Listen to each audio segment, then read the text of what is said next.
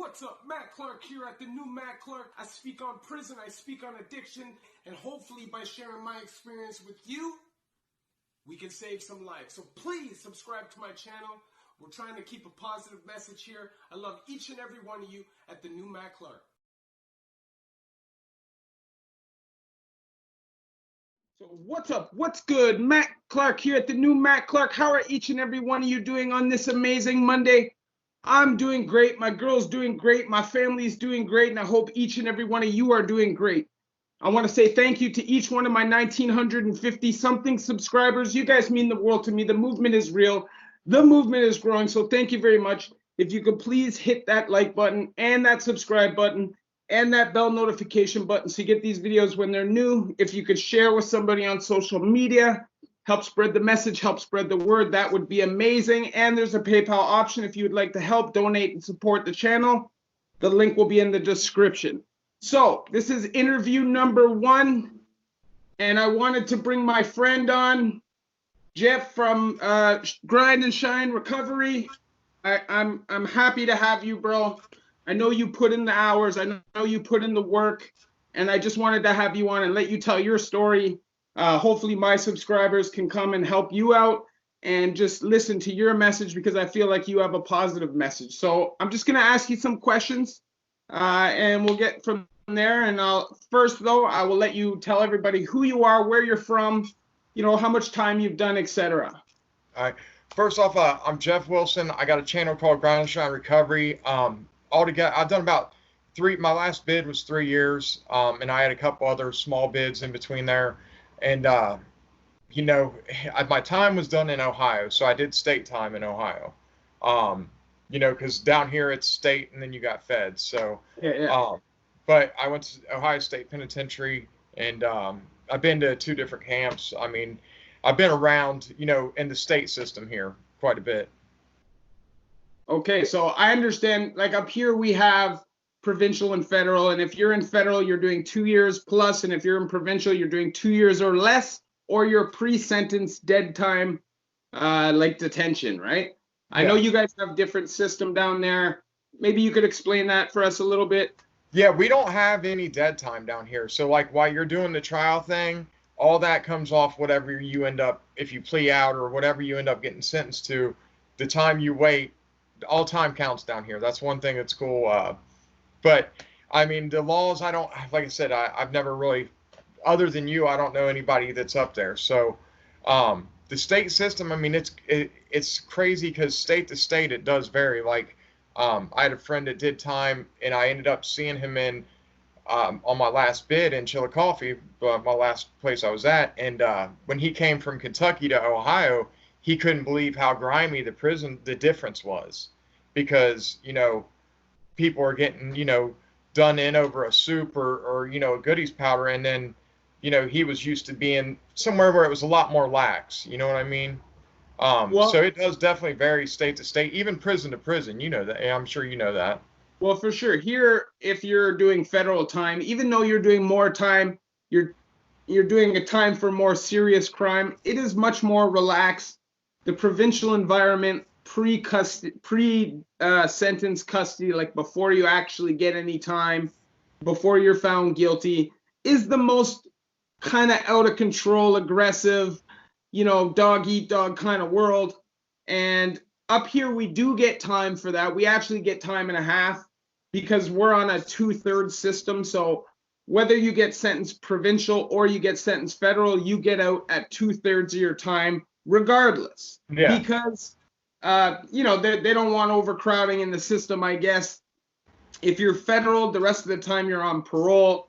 And if you're in provincial, I think the rest of the time you're on probation. I'm pretty sure that's how it works here.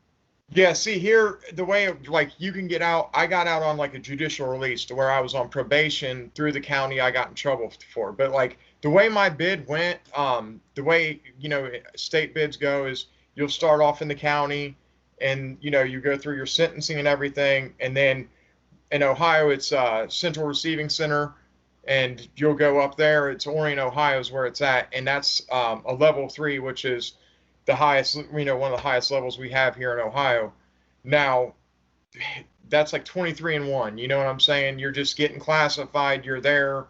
I don't know, anywhere from 2 weeks to a month and a half. You get classified and sent out to whatever joint you're going to. Yeah, So see, if you go to reception here in federal, uh, you'll probably be there anywhere from 3 to 6 months. And they used to have it in a way that it was 23-1, the same as that. Like you'd get out a little bit more like 22-2. yeah, Get out for like an hour and a half of yard at night, and then they crack the cells a couple times in the daytime, 15 minutes here, 15 minutes there. If you were one of the guys on range, you got that time. yeah. But anyways, Yeah, for me, I that was do. one of the worst parts of my bid, man, was the receiving center was terrible, man, because you don't have the freedom you have at some, you know what I mean, like that you have once you're at your parent, your parent institution. See, because I was kind of a wild boy when I went through Millhaven Penitentiary, which is at the time was the most high security penitentiary we had in the country. That's where you went for reception, whether you were minimum security, medium security, or maximum security. And it was kind of a crazy place, but it was actually a decent place to do time because it kind of bridged the gap between provincial and federal in a way that kind of prepared you for the federal lifestyle. And it hadn't gotten out of control. Now, because the young generation is so goofy and the younger generation doesn't follow the same codes and principles, reception is out of control. And Yeah. it is no longer 23-1. They try to let everybody out all the time. It's in a medium security jail, and they've taken the max guys out. So now it's just bullshit. There's nobody Yeah. there to have to create order, which is what the max guys did. And obviously, we know that is the government's intent, right? They want to shake up the system. They want to throw a bunch of PCs and snitches into the population so they have ears to the ground. And that's what they Yeah. do. And if you have max guys there, that can't happen, Yeah. so they get them out of there. Yeah. And that's a shame of it, man. Is like the younger generation, just the mentality's so different. And you got guys coming in trying to make a name for themselves. Like here in Ohio, gangs are really prevalent in prisons, is probably anywhere. But it's a little different. There's your Bloods and your GDs, and you got like your ABs. But a lot of it's also like you got what like in Ohio it's called CWBs, which is like it's Cincinnati white boys. It's it's only to Ohio, but it's a pretty big it's a pretty big gang in the Ohio system, and Yeah. you got these young guys that are coming in, and like you said, the structure ain't there sometimes. If you're in like a medium, it's a free for all. I'll never forget my very first bid. I back in '04, I did a year, and that was in Noble, and that place was off the hook. I mean, they had Friday night fight night. I mean, there was always something happening, and there was lots of gangs. Which makes it stressful, man. Because I've seen the slimiest thing. Like I've seen guys, set get the store guy in a fight, so he goes to the hole, and then they go crash his box. You know what I'm saying? Like just slimy slime ball shit. Yeah. See, in Canada, that won't happen. See, up here, if you ride out, your cell gets locked and nobody tries to enter your shit. Up here, one of the biggest violations is box thieving, is stealing from the next con. And if you get caught, you're in trouble. You're in trouble. That's a physical confrontation for sure, every time. Yeah, and see, that's the way. Like even the guys that I seen doing it, they were patched into different organizations, but they were the younger guys. So if there wasn't, I remember when my buddy I grew up with touched down, he ended up having to straighten a bunch of stuff out because here he's got all these guys that's patched into his organization. They're running around kicking boxes and stuff, and that was part of their code was not to steal from if you're going to take something, go take it. Be a man and if you're going to take it from them, take it from them, but don't thieve like behind their back. Was the Exactly. way so There's and, no and rules it's a against shame. robbery. Yeah, You yeah. know, I mean, but that's the thing that made me my last bid that made me really realize I wanted to disconnect from that life is because they're even with the old heads everybody's so grimy with the way dope has got everybody. You know, a lot of people strung out, struggling with opiate addiction. So you got a lot more of the snitching, the telling, you know what I mean, the conniving stuff. So that was one thing that put the taste in my mouth. Like, man, I'm done. You know, because even the guys that I seen that had clout, had some pull and power, I seen some of them making, you know, some dirty, shady moves themselves. You know. Well, I feel like these Yeah. days You just know. everything has changed. You're getting on me, baby. Yeah, it definitely has, man. With the newer generation, and then the people wanting to make a name for themselves. That's the worst thing is you got young kids coming in there that you know, you got kids that get sentenced, you know, 5 years for you know some bull crap. You know, you can have some dope on you and have it the wrong way and get a couple years. You know, and then you got these kids coming in, they want to make a name for themselves, and then they end up turning you know a 2 to 5 year bid into 10 or 15 because they end up getting patched into a gang that uses them as a crash dummy. You know what I'm saying? They don't really, you know what I mean? Like it's not the Yeah. honor that used to be there. Well, see, here we call them soldiers. And for me, like, you don't see a ton of that in the federal system. Like, here, the provincial system is, you know, like, I don't know if you watch 60 Days In and those kind of shows, but Yeah, you see how those jails are set up? yeah. Our federal jails aren't set up like that. Our federal jails, for the most part, are like old school pens. You know what I Okay. mean? They're not all like steel everything. You know, like windows everywhere, fishbowl kind of environments. They're more old school, long ranges, cells on both sides. You know, they're trying to switch that up. But our provincial system, their jails look exactly the same as they do down there in the States. And I'm telling you, man, Toronto's provincial system is more dangerous than the federal system. Down there, guys, you have all the gang members, everybody who goes to Old City Hall Court, which is downtown Toronto. And Toronto, keep in mind, has 7 million people total if you go to the greater Toronto area, right? So 7 million people. Anybody who gets caught in Toronto with dope goes to the south. So every dope dealer, every gang member, they're there, murderers, everything. And you have two sides. So there's direct and indirect. And they try to offer incentive to keep you out of trouble. So if you stay on the direct side, you'll have a TV on your range and your cell's open all day and you have couches. But you have any problems, you go to the indirect side, and over there it is straight gooned out. There's a good chance you could lose your life. You know, everybody's got a buck knife. You know, there's a real easy to get yourself in problems, especially if you're not from the city, you know? Yeah. Yeah, and that's the way it is. Like here, you can go. Like my first bid, I went to county jail in a different county that was one county north, and then I went to jail in Hamilton County, which is like Cincinnati, and it's a completely different environment. You know what I mean? That's what people don't realize is jail to jail is so different. Even you know just the politics in jail to jail, because you know. Like I said, is you know one's predominantly like an urban area, one's more of a laid back suburban area. So, um, you know, but either way, even if you go to a jail that seems cushy and nice, people don't realize you could still lose your life because you got guys in there, even in county, that don't care. They're career criminals or they know they're probably going to get 10 or more, and they might as well make a name for themselves now because they're going up the road for a long time, you know, and that's what people don't realize, you know. There's no such thing as a soft prison or a soft jail. You know, I hear people talk like, oh, that's just level twos, you know, blah, blah, blah. I mean, to me, level twos were more chaotic than what I've seen of level threes, you know. Now, don't get me wrong, level threes, it was different because it wasn't a fist fight or maybe getting cracked with a lock. It was, you know, you're going to get stabbed or you know, you're going to get really hurt if you're in a three, for sure. Here we have minimum, medium, but on our medium, we have like a low, medium, high, medium scale pretty much.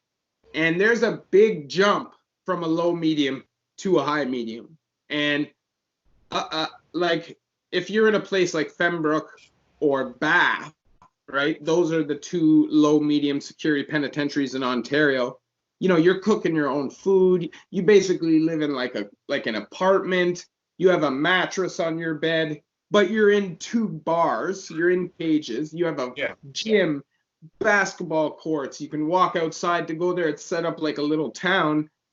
And then you go to the next level up, which is either Workworth, Joyceville, or Collins Bay, and those are penitentiaries. And Yeah. you could get poked up real fast if you Yeah. get yourself mixed up with the wrong people, if you get yourself mixed up in politics, drugs, debt. So I got a question for you though. All right. What was the most violent thing you saw in prison, and how did it make you feel? Okay, the first time I ever seen someone get cracked with a lock, and a lock, it wasn't a sock, they had it on the belt, a state belt. And man, I remember hearing it in the middle of the night, and they had a little squabble, dude and his neighbor, because level twos in Ohio are basically big, like open dorms. You know what I'm saying? There's Yeah. like just rows of beds or 2 stories, and there'll be like 100 people on each floor. But I never forget. Dude didn't even have a chance. He had some scuffle, some argument with his neighbor, and his neighbor just took off on him in the middle of the night with a lock. And I'll never forget that sound of it hitting his head. You know what I'm saying? Like hitting his head. And I mean, he was dead asleep. You know what I'm saying? So the rest of my time, I got to where I slept so light, even when I came home for like a year.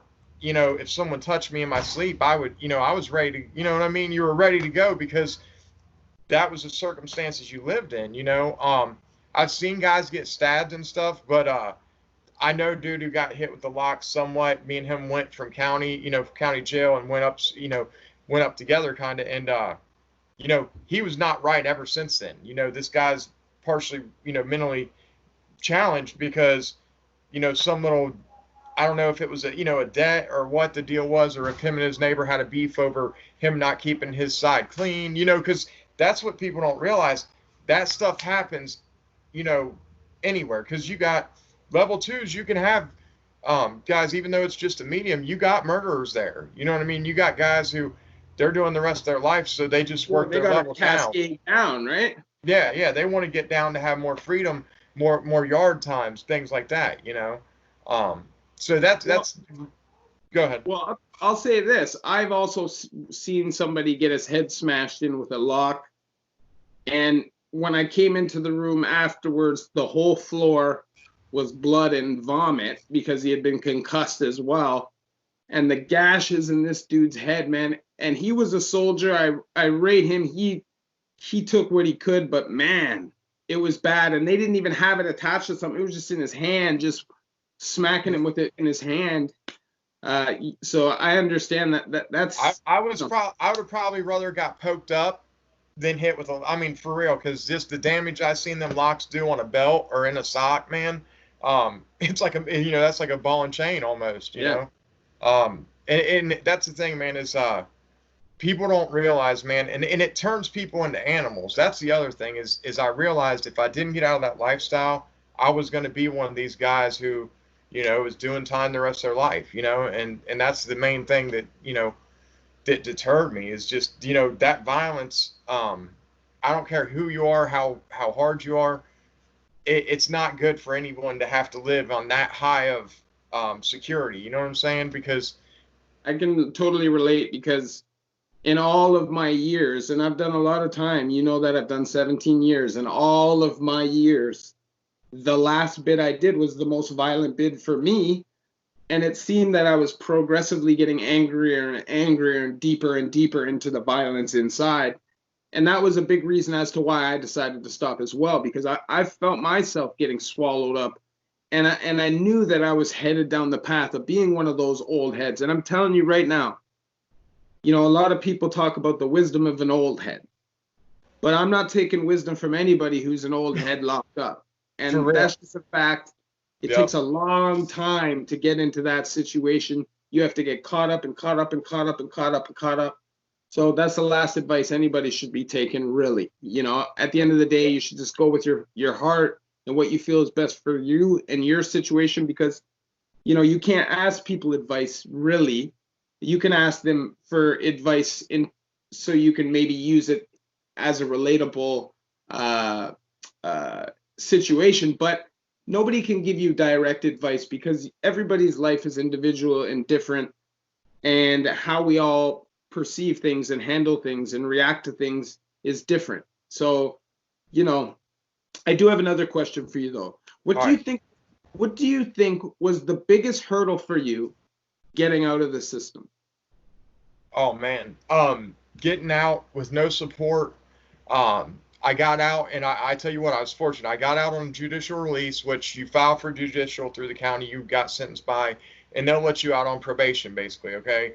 So I got out. I had that supervision. Now I'm so lucky they didn't send me back to finish up, but basically the challenge was getting out homeless. My mom and dad were in a nursing home. I had been in a halfway house, and that's a trap in itself because you owe them money every week. You know what I'm saying? And then by the time you get working, you already owe them, more than your check is. So you're always in the hole to them. And so I got out of a halfway house, and I started staying. I had to stay at a homeless shelter, man, and I had to work my way up from a homeless shelter to getting myself an apartment and back on my feet. And that was one of the things I think I'd been running the streets so long and living that crazy lifestyle so long. One, I hadn't had no stability. So once I got that taste of stability and it really helped my life. But I'd say the biggest challenge is they don't get you ready to go back into society because I got out and I wanted to be out so bad and I thought, I can handle everything. But I remember like being out 3 days and I'm sitting there at the homeless shelter and I'm stressing over what I'm going to eat, because and I wasn't prepared for that stress because I was used to three hots and a cot. You know what I'm saying? Yeah. Um, And and here I went through that same situation. So I got released to a homeless shelter, and they sent me to this place. It's called the Maxwell Megan. It's the dirtiest freaking place you can imagine. It's at Queen and Sherburne, which is probably in our country for crack cocaine, that is the number one corner. You go to Vancouver, they got the heroin corner there, but for crack yes. cocaine, I would say this is the number one corner, and they put you there. And our system is a little different because here in our halfway houses, they actually pay us. Really? So every week they give you it's not the halfway house, it's the parole. It's the Yeah. parole. They give you like $30 a week, and if you're in a halfway house that doesn't have groceries, they give you like another $50. And but I got put in a homeless shelter because it wasn't because I was residency. I didn't have to go to a halfway house, but because I didn't have anybody who had no criminal record who was going to allow me to live with them, and I was on parole and they wanted to keep me under tight supervision, they put me in a freaking shelter and said, when you get your own apartment, we'll let you move in there. So I go into this place, and I'm telling you, the first night I'm feeling burning on my legs, and I didn't understand what it was. Okay, the second night I felt it again. I pulled the blankets back, and there was freaking bed bugs all over my bed. Oh It was man. disgusting. The next day I hit the pavement running. I was out of there within 2 days. I got my startup check, from welfare, and got my little place. But uh, I don't want to talk for too long because No, you're good. I'd like to have you on for a part two, and when we can, dig in a little bit about addiction. Yeah, I'd love to dive into some of the gang politics stuff because that was one thing, man. It gave me a bad taste is some of the stuff I witnessed, and you know, you got a lot of prison channels on now, and to me, for one, I went more recovery with my channel just because I believe if you're gonna speak on something like that, you should have done like five or more. You know what I'm saying? For one, and then the second thing is, if you really anyone who's really been through it isn't gonna be pushing. I don't know.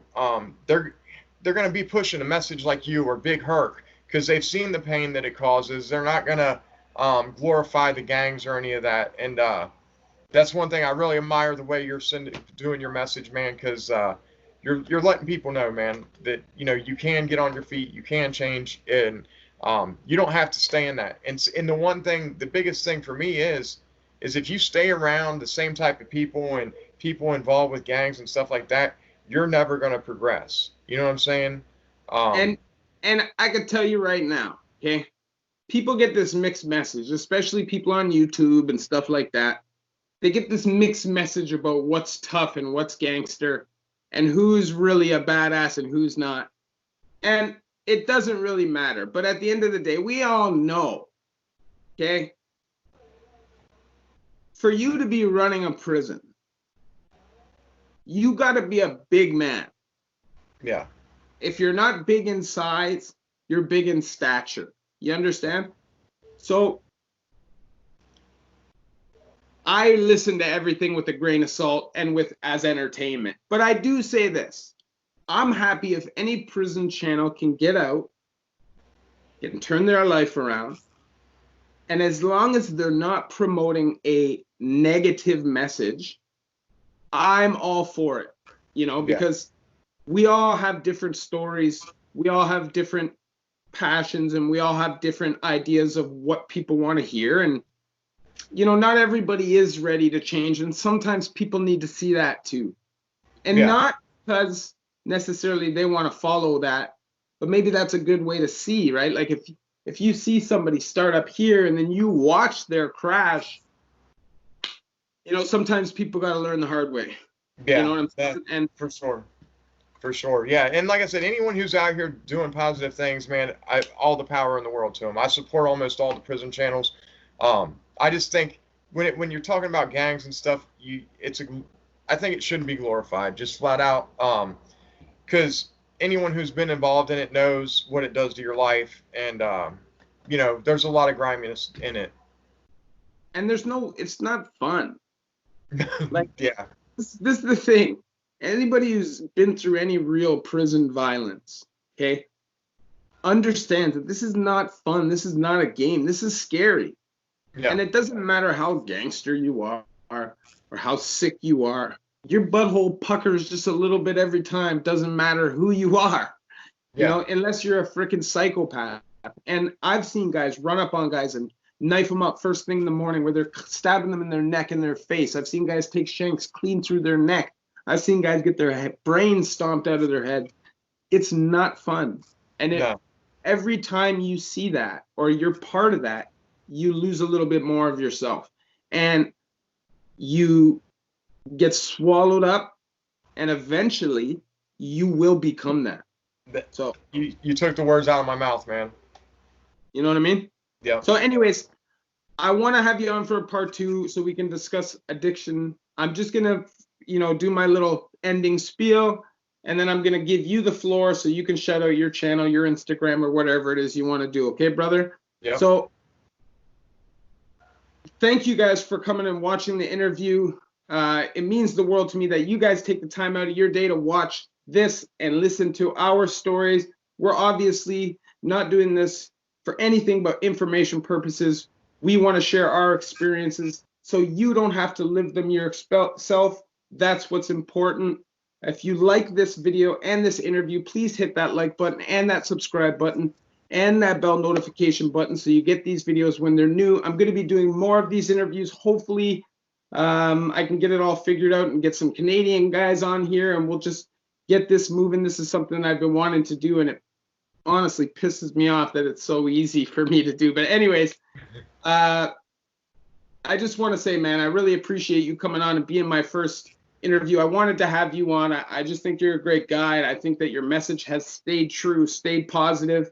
And, you know, we've talked a bunch of times, and, you know, I just appreciate you. So thanks for coming and doing the interview. If you want to tell everybody who you are, where you're from, your Instagram, your Facebook, whatever it is you want to share, you share it here. And I will, if you want to leave a comment on my channel with your info, I'll pin it.